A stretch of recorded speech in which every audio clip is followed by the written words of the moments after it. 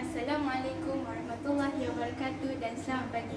Nama diberi Nur Amalina binti Muhammad Zamzul Khairi dari Sekolah SMA Mahat Al-Masyur Al-Islami.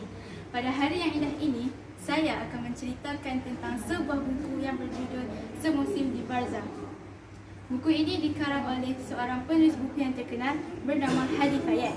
Buku ini diinspirasikan daripada kisah benar. Jadi, apakah yang dikarang oleh penulis?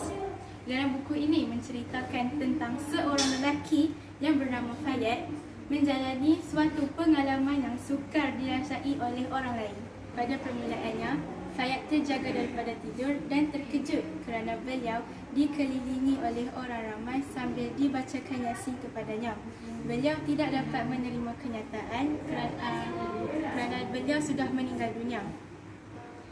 Namun, apakan daya, masa tidak dapat diulangi semula.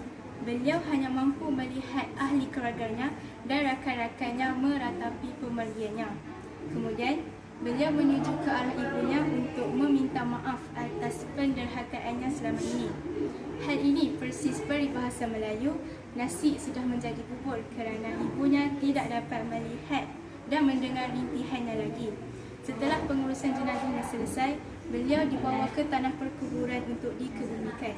Setelah dikebumikan, beliau melayang ke dimensi yang tidak bertepi seakan-akan di alam barzah. Demi satu siksaan dikenakan kepada Fayad atas perbuatan dosa yang ketika beliau masih hidup. Sebelum beliau dikenakan siksaan tersebut, beliau diperlihatkan segala maksiat yang dilakukan olehnya. Watak yang terdapat dalam novel ini ialah Fayad.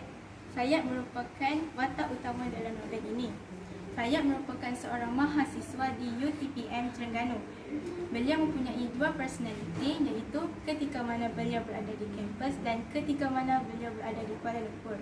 Ketika beliau berada di kampus, beliau bagaikan seorang lelaki yang berjubah putih dan bertopengkan malaikat kerana ingin kelihatan baik di hadapan buah hatinya, iaitu Humaira. Namun, apabila beliau pulang ke Kuala Lumpur, personalitinya berubah sebanyak 360 darjah dan bertukar menjadi seorang pendosa. Antara dosa yang dilakukan olehnya ialah berzina, minum minuman keras, meninggalkan solat dan menderhaka kepada kedua ibu bapa. Selain itu, watak yang terdapat dalam novel ini ialah Humaira.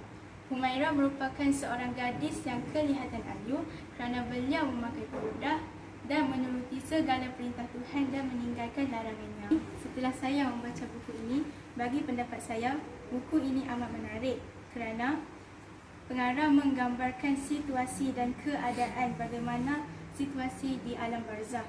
Walaupun ianya hanya ilustrasi daripada manusia biasa, namun ianya amat mengerikan. Apatah lagi realiti yang hanya Tuhan yang Maha mengetahui. Buku ini amat sesuai untuk semua peringkat umur kerana bahasa yang digunakan oleh penulis mudah difahami. Jadi, apakah pengajaran yang terdapat di dalam buku ini?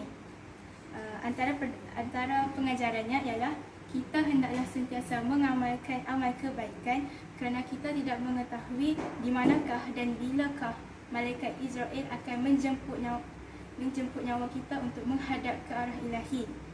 Selain itu, kita juga tidak boleh berfoya-foya dengan kenikmatan dunia kerana ianya bersifat sementara dan yang kekal hanyalah di akhirat.